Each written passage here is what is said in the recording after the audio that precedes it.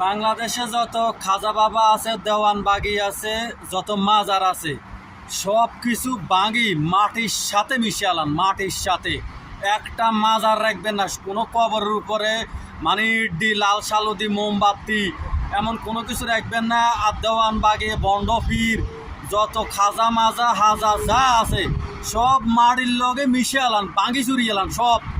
একটা শিরিক রাখবেন না বাংলাদেশের ভিতরে, আমি বলে দিতেছি।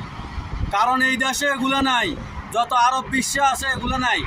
বাংলাদেশে যত মাজার আছে আর যত খাজা বাবা আছে সবাই পাশার উপরে পিড়েতে থাকেন, পিড়েন।